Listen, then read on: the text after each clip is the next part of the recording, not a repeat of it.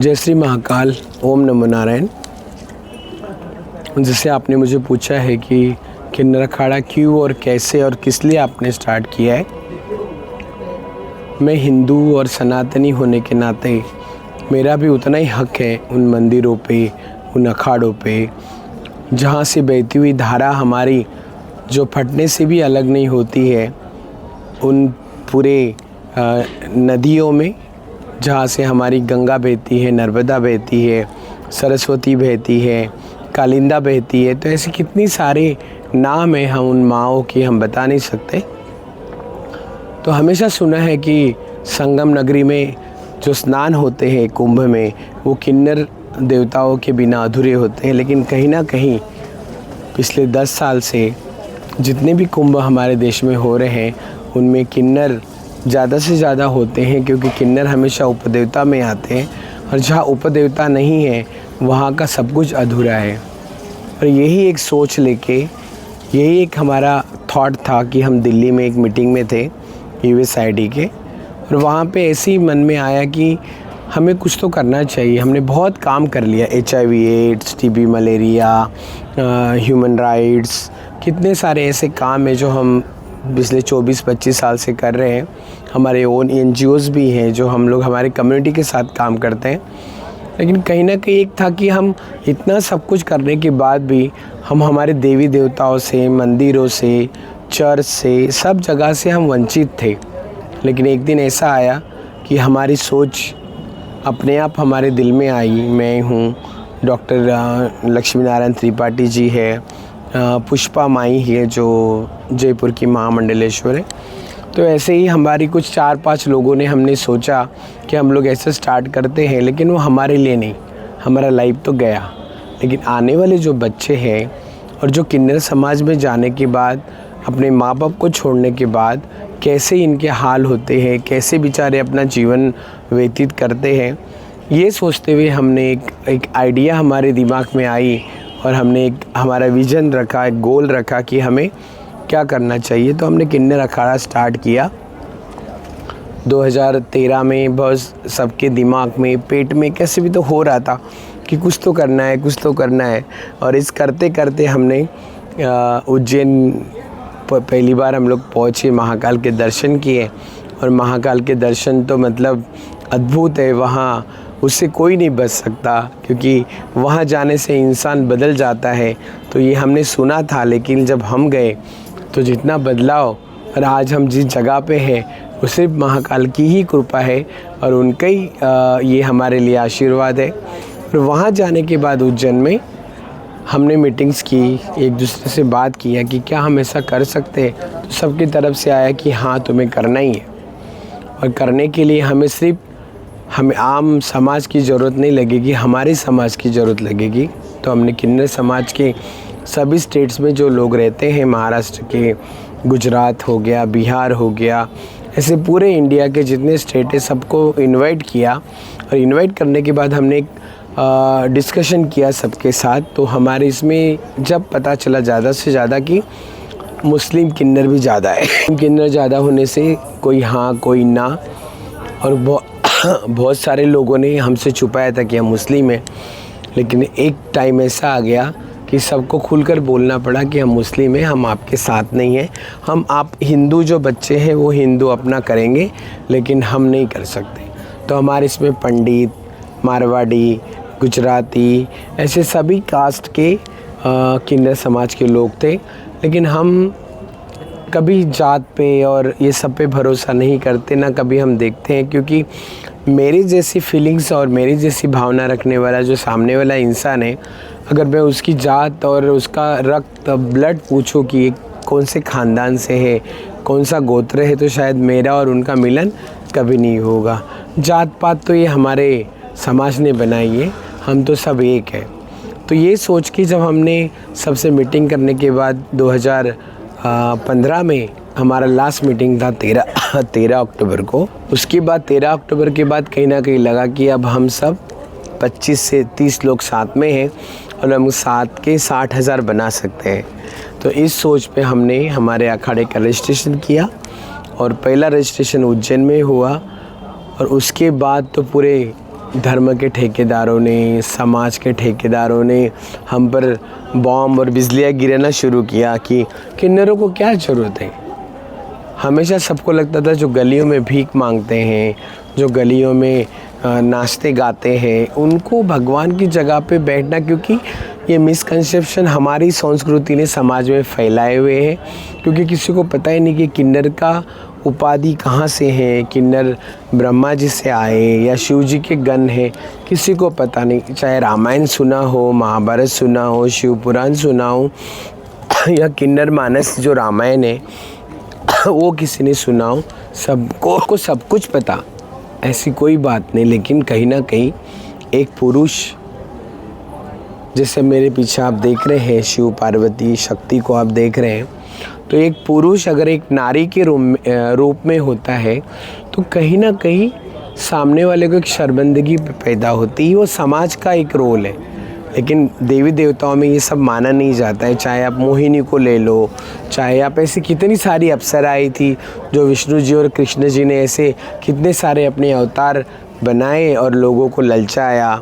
आज एक बहुत बड़ी बात नहीं है, लेकिन हमारा जो अमृत है, जहाँ पे कुंभ होता है, जहाँ पे मंथन हुआ है, समुद्र मंथन हुआ है, जो भी वहाँ से जहर निकला, जो भी वहाँ से सारी चीज़ें निकली, लेकिन एक चीज़ ऐसी निकली जो अमृत, जहाँ जहाँ 4 बूंद गिरे, अब तो वो हमने देखे नहीं, लेकिन हमारा शास्त्र कहता है, हमारे पुराण कहते हैं कि जहाँ जहाँ हमारे अमृत के बूंद गिरे वहाँ हर बार 12 साल में एक बार कुंभ आता है, एक अर्ध कुंभ आता है।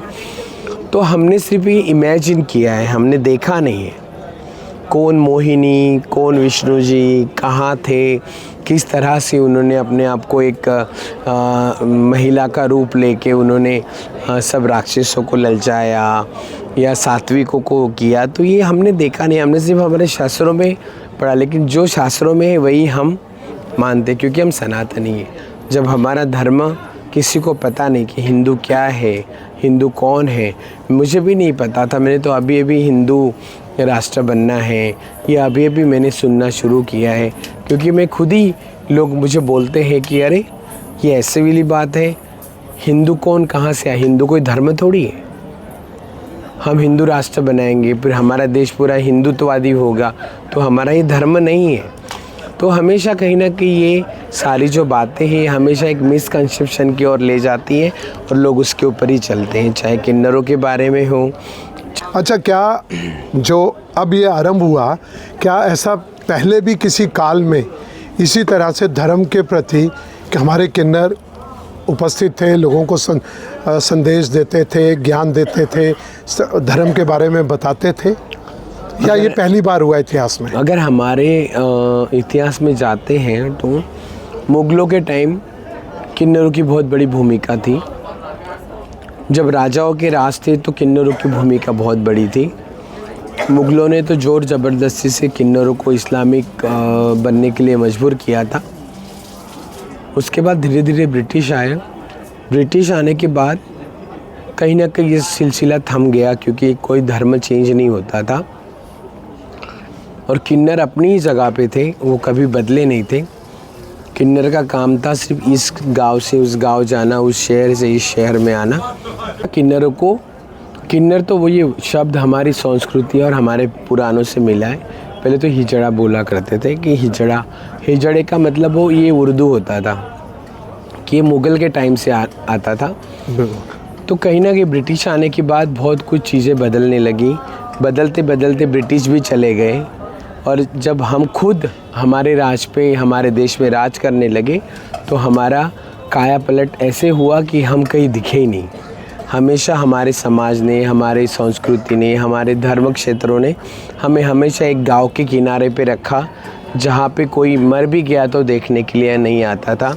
या किन्नर है, किसका बेटा है, किसके घर से आया है, किसी को कोई मतलब नहीं था, क्योंकि इस बारे में किसी को अवेयरनेस नहीं था, किसी को पता नहीं था और इस बारे में किसी को जानकारी नहीं, तो कोई किसी पे भरोसा नहीं करता है। कहीं ना कहीं जब हमारा राज आया तो हमारे समाज ने, जैसे मेरे माँ बाप, अगर मैं मेरे माँ बाप ने ऐसा नहीं किया, लेकिन मेरे जितने लोगों के साथ मैं रही हूँ मेरे 20 साल 25 साल की उम्र से, तो हर किसी के एक कहानी है कि मेरे मम्मी का घर यहाँ पे है लेकिन मेरा घर पीछे वाले गली में है, और मुझे इतना अधिकार नहीं है कि मैं इस गली से, मेरे भाई की शादी भी हो रही है तो मैं उसमें जाके शामिल हो जाऊँ। तो ये जो दर्द था ये कहीं ना कहीं हमें घर से ही मिला। आज मैं इतनी लकी हूँ कि मेरे घर वालों ने मुझे डिसोर्ड नहीं किया कि तुम घर से चले जाओ। वो थोड़े कहीं ना कहीं समझदार थे, एजुकेटेड थे, लेकिन अदर जो मेरे साथ वाले लोग हैं उनके साथ बहुत बुरे बुरे हादसे हुए हैं। कभी भाई ने मारा या बहुत सारी ऐसी सेक्सुअली हरासमेंट घर से शुरू हो जाती है, कोई चाचा, कोई मामा, कोई कज़न। तो हम किसी को कभी बोल नहीं पाते हैं सारी चीज़, बोले तो किससे बोले। तो इसकी वजह से कहीं ना कहीं हम चिढ़ के या ऐसे अपने आप को अकेला समझकर हमने हमेशा घर से प्रस्थान किया और ऐसे जगह जा पहुँचे जहाँ सिर्फ हमारे जैसे लोग हैं। और ऐसे ही हम लोग बड़े हुए, चलते चलते कभी मंदिर गए। तो मैं जब पढ़ती थी नागपुर में, तो मुझे हर संडे मास में जाने का बड़ा इंटरेस्ट था कि मैं इस चर्च में चले जाऊँ, जहाँ हम दिन भर उस चर्च के दरवाजे के सामने खेलते थे, बैठते थे, बातें करते थे। लेकिन संडे एक दिन ऐसा आता था कि हमारी छुट्टियाँ होती थी, स्कूल कॉलेज छूट जाते थे, और लेकिन हम जब 8 बजे पहुँचते थे तो फादर पकड़ के रोक लेते थे, बोलते थे नहीं जाओगे, तुम कैसे जाओगे, तुम क्रिश्चियन थोड़ी हो, तो तुम्हें तुरंत वो वाइन पीना पड़ेगा और तुम्हें धर्म लेना पड़ेगा। तो बहुत सारी चीज़ें ऐसी होती रहीं। मंदिरों में कई बार जाने नहीं देते थे कि ऐसे कैसे आप मंदिर जा रहे हो, क्यों घुस रहे हो मंदिर, आपका क्या काम है ये मंदिर में। तो ऐसी सारी चीज़ें होने लगी। तो वहाँ से कहीं ना कहीं एक दिल में एक दर्द था कि हमको इतना भी अधिकार नहीं, हम तो एलियन है नहीं, मैं तो बाहर से गिरी नहीं। अंडर को मैंने किसी किराना शॉप में जाके 100 ग्राम मैंने जीरा राई हम लेते हैं ख़रीद के ना, वैसे लेके मैं खाई और मैं ऐसी बन गई।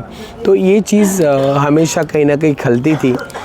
लेकिन एक दिन सबका आता है, जब हम बड़े हुए तो लगा कि अपने लिए तो हमने बहुत कुछ कर लिया और हमें तो कोई शौक़ नहीं भी माँ बाप की सेवा करनी है, भाई बहनों को देखना है, क्योंकि पैदा होते ही उन्होंने हमें इसी लेवल पे रखा कि तुम्हारी हमें गरज नहीं, जब गरज पड़ेगी तो शायद ही तुम्हारे हाथ से हम पानी नहीं पिएंगे। तो ये सोचते हुए हम समाज के लिए काम करना शुरू करें, बहुत अच्छे NGO चलाने लगे, लोगों को, हमारे जैसे बच्चों के पेरेंट्स को हम लोग समझाने लगे कि नहीं ये बच्चा ऐसे ही होगा, तुम इसको कितना भी बांध के रखो, डॉक्टर के पास ले जाओ, नींद की गोलियां दो, लेकिन ये बच्चा जैसा है वैसे ही रहेगा। ये किसी भगवान के सिंदूर लगाने से या किसी की विभूति लगाने से ये चेंज नहीं होगा। तो ऐसे करते करते हम बड़े हो गए, सबको देखते देखते, और एक दिन ऐसा आया कि आज हम पूरी दुनिया में छा गए और आज ऐसी जगह बैठे हैं जहाँ माँ गंगा की गोद, जहाँ पे इंसान अपना हर कर्म को शुद्धता करने आता है, अपना शरीर को शुद्ध करने आता है, और जहाँ बैठे हैं जिस रेत पे अभी हम हैं, खुले चप्पल से बैठे, यहीं से हमारे मोक्ष प्राप्ति के रास्ते शुरू हो जाते हैं। प्राप्ति के रास्ते हम यहीं से शुरू हो जाते हैं। तो ऐसी बहुत सारी चीज़ें हैं जो हमें बिना सीखा है, पढ़ा है, हमें पता चल जाती है और हम अपने आप सीखते हैं और बोलने लग जाते हैं।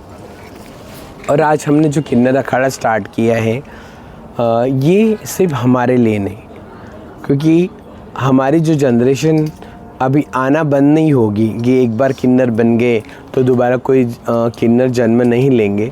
लेकिन मेरे जैसा बच्चा जो स्त्रीलिंगी होता, वो बंदा कभी भी किसी के भी घर में जन्म ले सकता है। वो बोलकर नहीं आएगा कि मैं किस जेंडर से हूँ, मैं कैसे आ रहा हूँ। तो हमने उनके लिए काम शुरू करना, क्योंकि हमारे जो बच्चे थे हमेशा इस्लामीकरण में बदल जाते थे। क्योंकि मुझे अगर आज लक्ष्मी रोड पुणे में अगर मुझे मांगना है, मुझे पेट भरना है, तो मुझे वहाँ के किसी हमारे किन्नर समाज से गुरु के शरण जाना पड़ेगा और वहाँ जाके मुझे अपना धर्म चेंज करना पड़ेगा। क्योंकि ज़्यादातर हमारे किन्नर समाज में इस्लामिक गद्दियाँ ज़्यादा है, हिंदू बहुत कम है, क्योंकि हिंदू के बच्चे जितने थे उस टाइम चले गए, सब ने इस्लाम कबूल किया और आज भी वो वही कर रहे हैं। लेकिन न्यू जनरेशन, न्यू सनातन, न्यू हिंदू राष्ट्र की बातें अगर हम करते हैं तो कहीं ना कहीं हमारी यंग जनरेशन जो है वो अपने आप को बदलना चाहती है, अपने रास्ते बदलना चाहती है, अपने गांव और खलियान को बदलना चाहते हैं। तो कहीं ना कहीं लगता है कि हम तो किन्नर है, हमें तो कोई पूछने वाला नहीं है कि भाई तुमने खाना खाया क्या, तुम कैसे ज़िंदगी जीते हो, तुम कैसे कमाते हो, कैसे खाते हो। इवन जिन्होंने जिस माँ के कोख से मैं पैदा हुई वो भी कभी पलट के फ़ोन नहीं करते कि बेटा 11 बज गए, तुम घर पे हो या कहीं घूम रहे हो या तुमने टाइम पे खाना खाया नहीं, क्योंकि उनके काम हो गए, क्योंकि उनके माइंड में एक ही है कि मैंने शायद पाप किया तो ऐसा बच्चा मैंने पैदा किया। लेकिन मैं उनको भी कभी दोष नहीं देती हूँ, क्योंकि उन्हें पता ही नहीं। अगर वो अवेयर होते, उनको सारी चीज़ों के बारे में पता होता तो शायद वो अपने बच्चों को घर से बाहर रहने पे मजबूर नहीं करते। ये सिर्फ मेरी कहानी नहीं है, मेरे जैसे लाखों किन्नर समाज में, किन्नर मेरी बहनें हैं, मेरी माँ की उम्र की किन्नर है, मेरे रिश्तेदार जितने भी होंगे, बुआ मौसी, सभी के जैसे बड़े एज के किन्नर हमारे साथ हैं, रहते हैं। अब यहाँ भी आप देखते हैं छोटे छोटी किन्नर हैं, देखते हैं आप कि वो कैसे रहते हैं। हम अपने आप में इतने खुश रहते हैं तो हमें पड़ोसियों की ज़रूरत नहीं पड़ती। आप समाज में सबसे ज़्यादा उपेक्षित अगर माना जाए तो किन्नर समाज ही था। एक बहुत ही है की दृष्टि से देखते थे, जब माँ बाप ही अपने बच्चे की तरफ ध्यान नहीं दे रहे तो बाकी समाज कैसे उसको देगा। और ये कितनी बड़ी उपलब्धि है कि आपने मिलके जो ये प्रयास आरंभ किया, उससे आज समाज में इतना इज्जत, इतना सम्मान, आज हम देखते हैं कि लाखों की संख्या में वही समाज जो आपकी उपेक्षा करता था आज आपके पांव छूता है, आपसे आशीर्वाद लेके जाता है। और उनकी कितनी ही मन्नतें जो उनके जीवन में उनको नहीं मिला, वो ईश्वर से नहीं मिला, वो आपके माध्यम से वो पा रहे हैं। तो इसके लिए सचमुच में आपका कार्य इतना श्रेष्ठ है जो आपने NGO के माध्यम से शुरू किया। तो इसको अब आगे किस तरह से आप लेके जाने वाले हैं, कैसे जो वो संत कैसे बने, अध्यात्म की तरफ कैसे आए, तो उसके लिए क्या आपकी योजनाएं हैं? हमारा जो किन्नर अखाड़ा है ये कहीं ना कहीं आने वाली सोच को बदलना चाहता है, क्योंकि सब कुछ बदल सकता है हमारे देश में, हमारे भारत में, या हमारे घरों में, हमारे गलियों में, लेकिन एक सोच नहीं, कभी नहीं बदलेगी। अगर एक पुरुष महिला के रूप में दिखेगा तो कहीं ना कहीं उसका बिचिंग होगा, उसको टीच किया जाएगा। मुझे नहीं पता था कि मैं किन्नर हूँ या मैं कैसे जन्म लिया। मैं जब बड़ी होते गई तो मुझे लोगों ने बताया, मेरे अड़ोस पड़ोस ने बताया। मेरे मदर को हमेशा टॉर्चर किया गया कि तुम्हारा बेटा ऐसा क्यों चलता है, तुम्हारा बेटा स्कूल में ही डांस करता है, वो भी लड़कियों के गाने पे, है ना, तुम्हारा बेटा कभी लड़कों के साथ घूमता फिरता नहीं, वो हमेशा लड़कियों में ही रहता है। और मैं हमेशा घर वालों को बोलती थी कि मेरी जो बहनें थी और मैं सबसे छोटी हूँ घर में 9 नंबर पे, तो मैं मेरे बहनों को दोष देती थी कि तुमने मुझे बचपन में फ़्रॉक पहना के ऐसा बनाया है।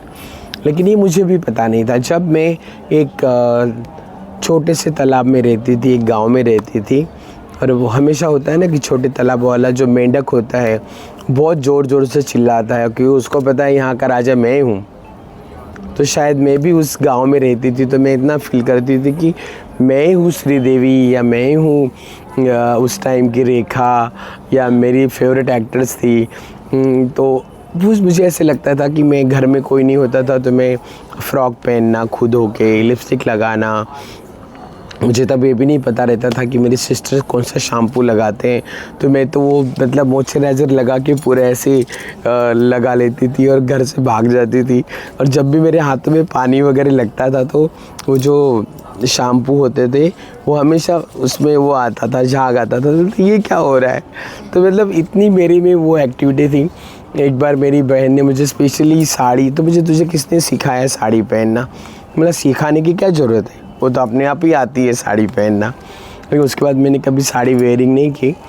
तो ये एक जो गुण है, जो लक्षण है, वो अपने आप हमारे शरीर में, हम किसी से सीखते नहीं हैं। तो वही मैं हमेशा बोलती थी ना कि सीखने के लिए तो सारी दुनिया है, हम एक दूसरे का देख के सीखते हैं, लेकिन भगवान ने हमें जिस तरीके से बनावट में भेजा है, तो हमने कभी किसी से वो गुण नहीं लिए कि मेरी भाभी क्या करती है या मेरी माँ कैसी रहती है। वो अपने आप हम बड़े होते गए तो हमारा शरीर वैसे डेवलप होता गया, और जब एकदम हम जवान हो गए तो कहीं ना कहीं हमारा अट्रैक्शन चेंज हो गया। हमेशा स्कूल कॉलेज में होता था कि कोई लड़का हमें देख के मुस्कुराए, या मैं किसी का बिचिंग करूं, या मैं किसी को इतना मजबूर करूं कि वो पीछे पलट के देखे, या इतनी सी छोटी सी स्माइल पे मैं खुश हो जाऊं। तो ये जो सोशल समाज में होता है वो हमारे साथ भी होता था। ये अट्रैक्शन है, और कहीं ना कहीं ये चीज़ें हमें बहुत ही तकलीफ़ देती थी। अगर मुझे लगता था कि मैं ऐसा कर रही हूँ, मेरे भाई को पता चलेगा तो वो क्या बोलेगा, या कोई मेरे भाई को ही बता देगा कि तुम्हारा भाई तो कॉलेज में ऐसे कर रहा था, तो वो क्या सोचेगा। तो ये डर, डबल ज़िंदगी जीना, एक माँ बाप के दायरे में रहना, फिर बाहर आके अपने इसमें रहना, साथ में एक समाज का प्रेशर कि अरे अगर मैं गलत करूँगी तो समाज मेरे घर वालों को बोलेगा या तो मुझे टॉर्चर करेगा। तो ऐसी कितनी सारी चीज़ें हैं जो हमारे साथ चलती गई। मैं आ रही हूँ। तो आज की जो जनरेशन है, आज के जो किन्नर समाज के हैं, चाहे हमारा एक पूरा ग्रुप है LGBTQI, इसके बारे में तो आपको पता ही होगा। तो जो हमारा LGBTQI जो है, वो कहीं ना कहीं एक नए रास्ते ढूंढ रहे हैं। वो नहीं चाहते कि हम वही घुटन से ज़िंदगी जिए, या वही घुटन में रहे कि समाज क्या बोलेगा, मैं जहाँ नौकरी करता हूँ या करती हूँ वहाँ पे मुझे क्या तकलीफ़ होगी, अभी कोई नहीं सोचता है। इसी बीच किन्नर अखाड़ा की जो सोच है, इसी बीच हमारा किन्नर अखाड़ा स्टार्ट होना, हमने हमारी सोच को बाहर लाना, और ये सोच के कि आने वाले टाइम में हमारा जो किन्नर अखाड़ा है वो एक बेहतरीन से बेहतरीन इंस्टीट्यूट शुरू करेंगे। हमारी कोशिश चल रही है, हमने प्रोजेक्ट भी डाले हुए हैं, हमारे सरकार को डाले हैं, ग्लोबल फंड को डाले हुए हैं कि हम लोग हमारे न्यू बच्चों को किस तरह से एजुकेशन देंगे, या गरीब घर का है तो उसका एजुकेशन हम कैसे करेंगे। क्या गुरुकुल सिस्टम शुरू करेंगे? नहीं, गुरुकुल या ये सब चीज़ शुरू तो नहीं करेंगे हम करेंगे इंस्टीट्यूट ऐसे करेंगे कि जो गरीब का बच्चा है उसके माँ बाप को तकलीफ़ नहीं होगी, हम उसको पढ़ाएंगे, लिखाएंगे, बड़ा करेंगे, वो अच्छी जॉब करेगा। आज भी हम हमारे NGO के माध्यम से बहुत सारे ट्रांसमैन हैं, लेस्बियंस है, हमारे कम्युनिटी के जो बच्चे हैं उनको हम जॉब दे रहे हैं। कोई 40,000 में काम कर रहा है, कोई 30,000 में कर रहा है, कोई 60,000 में कर रहा है, तो कोई 90,000 में कर रहा है। फ्लिपकार्ट है या ऐसे जगह पे हम लोग उनको जॉब्स दे रहे हैं, क्योंकि हम, जैसे मैं अमरावती डिस्ट्रिक्ट में हूँ तो मेरे यहाँ एक बहुत बड़ी कंपनी है जहाँ पे बिजली बनती है, सोफिया नाम की। तो हम लोग वहाँ पे जाके पहले इतना काउंसलिंग करते हैं सबका कि मेरे 4 बच्चे तो ड्यूटी पे होने चाहिए, भले ही 25,000 मिले। तो इस तरह के से जिसका जितना एजुकेशन है वो एजुकेशन के हिसाब से हम जॉब पे रख रहे हैं। तो किन्नर अखाड़ा उससे बेहतरीन करेगा, अच्छा करेगा। क्यों करेगा? क्योंकि सब हमारे बच्चे हैं। क्योंकि हम नहीं चाहते मेरा बच्चा अगर आज उसके पास काम नहीं है या उसके पास एजुकेशन नहीं है तो ज़्यादा से ज़्यादा क्या होगा, एक और ऐसी किन्नर आएगी, बोलेगी बेटा ये सब तो तेरा ही है, मेरा 10 तोला सोना या मेरा 50 लाख का घर, या तो कुछ नहीं होता। एक दिन जाके तो देख, जब इजी पैसा मिलेगा तो नौकरी करना कौन चाहेगा।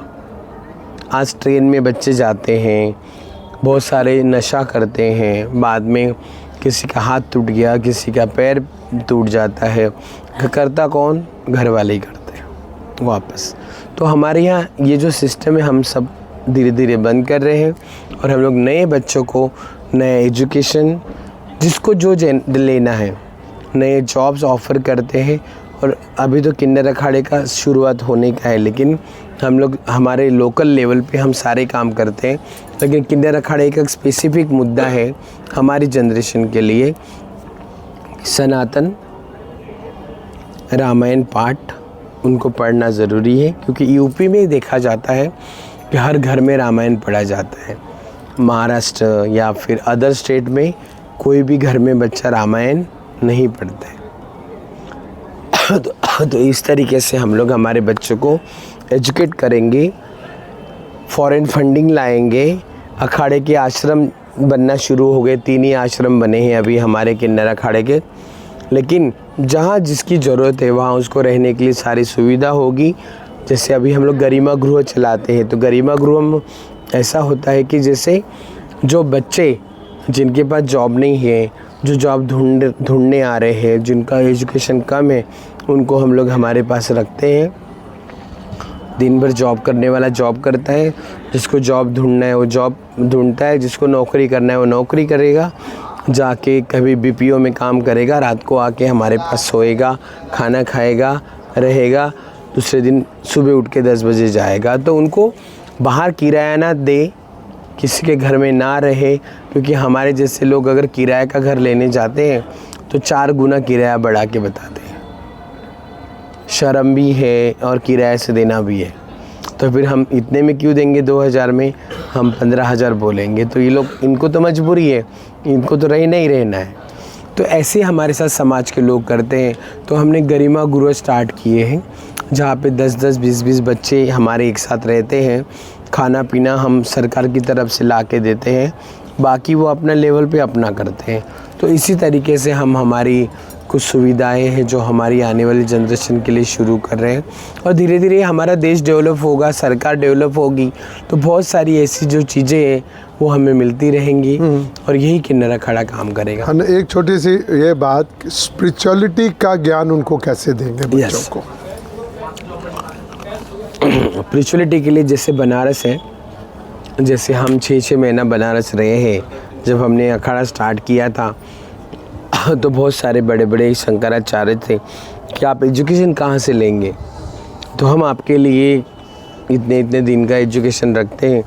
तो जैसे हम बनारस में रहे, कोई गया में रहा, तो कोई हरिद्वार ऋषिकेश में रहा, तो ऐसे हम लोग 10 से 20 लोग ऐसे जगह पे रहे कि वहाँ हमने रोज़ सुबह 4 बजे उठना है, बाकी गुरुकुल के बच्चों के साथ पढ़ना है, रहना। हम तो बड़े थे लेकिन फिर भी हमें करना ज़रूरी था, क्योंकि हमें आगे बढ़ना था। तो इसीलिए ऐसे कुछ संस्थाएं हमने, ज्योतिष मठ है वो हमारे लिए आज भी खुला है कि तुम्हारे 4 किन्नर रोज़ भी आएंगे तो हम उनको एजुकेट करेंगे। लेकिन एजुकेशन देना बहुत ज़रूरी है स्पिरिचुअलिटी का। सनातन है, जूना अखाड़ा है, निरंजनी अखाड़ा है, ऐसे हमारे जो अखाड़े हैं वो भी तैयार है कि आप सिर्फ भेजो, खाना पीना रहना हम सब करेंगे। तो हमारी तैयारियां शुरू है और हम लोग चाहते हैं कि हर घर में हर बच्चे को सनातन के बारे में पता हो, रामायण के बारे में पता हो, चाहे वो किसी भी जेंडर के साथ उन्होंने जन्म लिया हो या कोई कितनी भी कोई जात का हो, हमें इससे कोई मतलब नहीं है। हमें मतलब है कि हमारा जो बच्चा है उसकी फैमिली और वो एजुकेटेड बने और हम हमारा जीवन को और अच्छे से व्यतीत करें। ये सरकार का कितना सहयोग है? हमारी जो मोदी सरकार 11 वर्ष लगभग हो चुके हैं, मोदी सरकार का तो हमारे लिए एक ही सबसे बड़ा सहयोग हुआ कि 2014 में जब हमारी सरकार आई तो सबसे पहले सरकार ने मेल, फीमेल और अदर, जब हमें ये दिलासा दिया कि तुम इसी आंगन के बच्चे हो, इसी झाड़ों के फूल हो, तुम्हें यहाँ से वहाँ जाने की ज़रूरत नहीं है, यही तुम्हारे माँ बाप है, इसी प्रॉपर्टी में तुम्हारा हिस्सा पड़ेगा, क्योंकि तुम्हें कोर्ट के थ्रू, सुप्रीम कोर्ट के थ्रू लिख के दिया गया मेल, फीमेल और अदर। तो हमें जो 3rd जेंडर मिला उसके बाद तो हमें कहीं ना कहीं पता चला कि हम इसी आंगन के हैं और इसी माँ बाप के हैं जो खड़े हैं सामने, यही मेरे माँ बाप हैं। आज अगर मुझे प्रॉपर्टी चाहिए, मेरा हिस्सा चाहिए, तो मैं मेरे घर वालों से मेरा हिस्सा ले सकती हूँ, क्योंकि मेरे लिए तो एक ही है ना बच्चा। बहुत सुंदर है ना। अगर मेरे पास कुछ भी नहीं है, मैं ना कमाऊँ ना मैं कहीं जाऊँ, लेकिन मेरे पास एक ताकत है और वो ताकत है मेरे घर का बंटवारा। क्योंकि जो फादर बनाते हैं उसमें सभी बच्चों को बराबर का मिलना चाहिए, चाहे वो 100 ग्राम हो चाहे वो 25 ग्राम हो। लेकिन 100 ग्राम में अगर 4 हिस्से पड़ते तो 25 भी आएगा, लेकिन उसमें खुश है क्योंकि ये अपना है। तो हमारी पूरी जो मेहनत है और पूरा जो ध्यान है कि हम लोग जो हमारा बच्चों के लिए करेंगे, उनके पेरेंट्स के लिए करेंगे, क्योंकि पेरेंट्स जब तक अवेयर नहीं होंगे तब तक उनका बच्चा अवेयर नहीं होगा। क्योंकि बच्चे तो अपने एज तक तो कुछ पता होता नहीं है। या एक लड़की देखो, पहला जब हमें एमसी आता है, पीरियड्स आते हैं तो खुद ही डर जाती है और सबसे पहले बताती किसे, माँ को, कि मुझे ये हुआ है। तो जब हमारी जीवन की रेलचल इसी एज में शुरू हो जाती है, तब से तो हमें पता चलता है कि कल मेरी शादी है, कल मेरे बच्चे हैं, क्योंकि हमारे शरीर की रचना उस हिसाब से बदलती रहती है। तो कहीं ना कहीं ये अवेयरनेस अगर हम हमारे पेरेंट्स को देंगे, या हमारे जैसे लोकल गांव में, मैं तो एक बहुत छोटे से गांव में पैदा हुई, मुझे तो ना हॉस्पिटल में पैदा हुई ना कहीं, मैं घर पे ही हुई। तो सबसे बड़ी बात थी को मेरी मदर को तो मेरा टाइम भी पता नहीं था कि मैं कितने बजे हुई। तो हमेशा मैं रोती रहती थी कि मेरी कुंडली नहीं बनी या मुझे कुंडली बनानी है तो मैं किससे टाइम पूछूं। लेकिन वो सब धीरे धीरे बदलता गया, सब कुछ हुआ। बहुत साल बाद जाने के बाद मुझे एक ऐसे पंडित जी मिले कि उन्होंने मुझे वो टाइम निकाल के दिया कि तुम इतने बजे पैदा हुए थे। तो ये सारी चीज़ें हैं, क्योंकि अगर मेरे माँ बाप एजुकेटेड नहीं रहेंगे तो शायद बच्चे भी उतने एजुकेटेड नहीं रहेंगे, क्योंकि ये चलता वहीं से, जहाँ से झाड़ बड़ा होता है ना।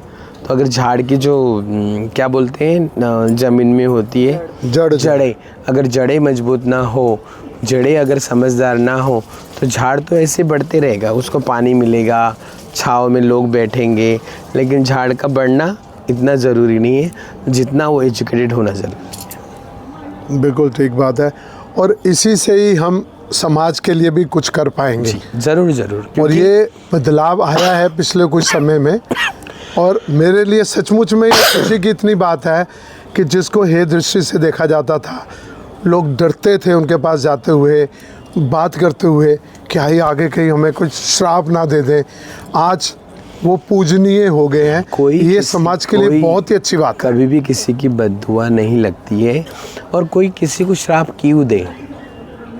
मराठी में बोलते हैं ना, हाड्याच्या श्रापानी ढोर मरत नाही। मतलब हाँ तो ते असंच आहे ना कि किसी के श्राप से किसी का मरना नहीं होता है।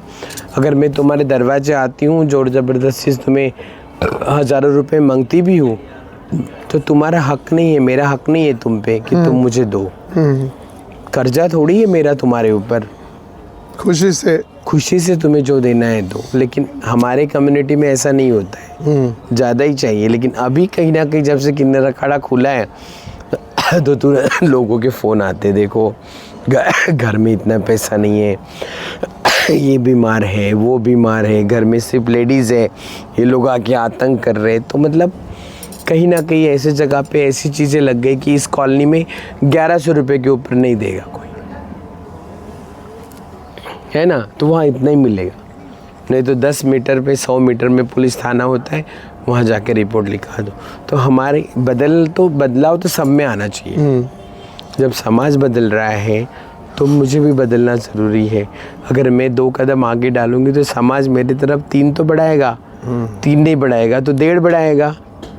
लेकिन हम दोनों साथ में चलने की कोशिश करेंगे, एक दूसरे को समझेंगे, तो शायद आने वाले समय में ये बधाई, जोर ज़बरदस्ती कि किन्नर ने पैसा लेके गए, मेरे घर में ये हो गया, मेरे घर में, अभी डराने के लिए क्या होता है, कोई चप्पल उल्टी करके रखेगा, बोलेगा देख तेरे घर में ऐसा होगा नहीं, दिल से वो भी बद्दुआ नहीं देते हैं, लेकिन उस सिचुएशन को पैदा करने वाले हम ही होते हैं। अरे आजकल भीख मांगने को लेकर इतनी बड़ी संख्या में नकली किन्नर पुरुष ही मतलब आ रहे हैं, इसके लिए आप क्या कर रहे हैं?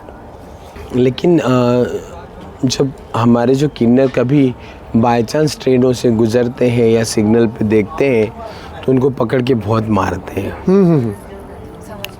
समझ में आता है। कहीं महिला ताली बजाने की कोशिश करती है, मांगने की कोशिश करती है, ये हमेशा होने लगा है। लेकिन ये चीज़ों को भी हम लोग रस्सी डाल रहे हैं, बांध रहे हैं, और ये कहीं ना कहीं इस साल तो बहुत कम देखने को मिला है।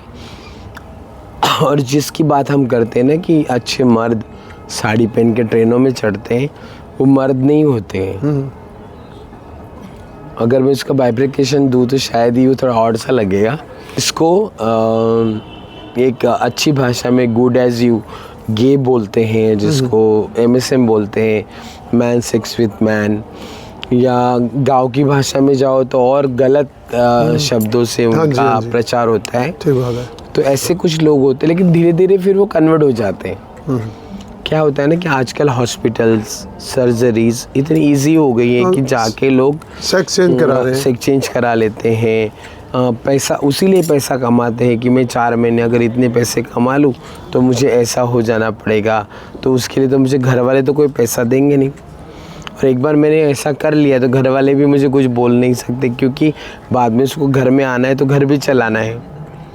अगर यहाँ से लेके जैसे हम पूना से मुंबई जाते हैं 4 घंटे में, तो उतने देर में हम करीबन 5-6 हज़ार रुपये कमा लेते हैं। एक दिन में वो एक ही ट्रेन में 12,000 कमा लेगा तो दिन भर वो कुछ नहीं करेगा, आराम करेगा। या तो दारू पीने जाएगा, या तो दोस्तों के साथ मूवी जाएगा, या तो फिर पैसे उड़ाएगा, सट्टा खेलेगा। उसके अलावा इनके पास कोई ऑप्शन नहीं होता है। लेकिन जो असली किन्नर होते हैं, वो किन्नर अपने पूरे घर को चलाते हैं। एक किन्नर के पास कम से कम 10 से 20 से 50 लोग रहते हैं। उसको चलाना होता है। उसका खान पान है, कपड़ा लत्ता है, गाड़ी का भाड़ा है, या खुद की 4 गाड़ियाँ होती है।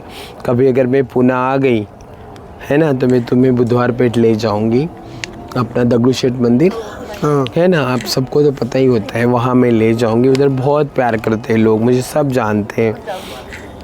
तो हम लोग ऐसे ही राउंड मार के आएंगे उधर बुधवार पेट में। जी, कोई बात नहीं। अंतिम सवाल, किन्नर अखाड़ा बनने के बाद अब कितने किन्नर स्पिरिचुअलिटी की ओर, अध्यात्म की ओर आ चुके हैं? अभी हम 6,000 किन्नर एक साथ हैं। 6,000 के 6,000, उसमें से करीबन 190 जो किन्नर थे वो इस्लामीकरण में थे, इस्लाम धर्म कबूल किया था, हज कर लिया था। आज वो वापस आ गए, वापस हमारे किन्नर अखाड़े में ज्वाइन होके इस्लाम से सनातन धर्म में आ गए। हाँ, वापस हिंदू बन गए इस्लाम से। कुछ यहूदी समाज के बच्चे थे, यहूदी आपको जानते हैं, यहूदी, उन्होंने भी सनातन धर्म ज्वाइन किया है। वो भी अच्छे, उनका कम्युनिकेशन बहुत अच्छा है। उनके जॉब्स जो नौकरियां करते हैं वो बहुत अच्छी है, लाख रुपए उन पेमेंट कमाते हैं। तो ऐसी बहुत सारी चीज़ें बदल रही है। और आने वाले सालों में अभी जो नेक्स्ट कुंभ आएगा, नेक्स्ट कुंभ में तो और ज़्यादा बदलेगा। तो हम कोशिश कर रहे हैं। बहुत बहुत धन्यवाद इतनी महत्वपूर्ण जानकारी देने के लिए। जय हो, जय हो। जय हो।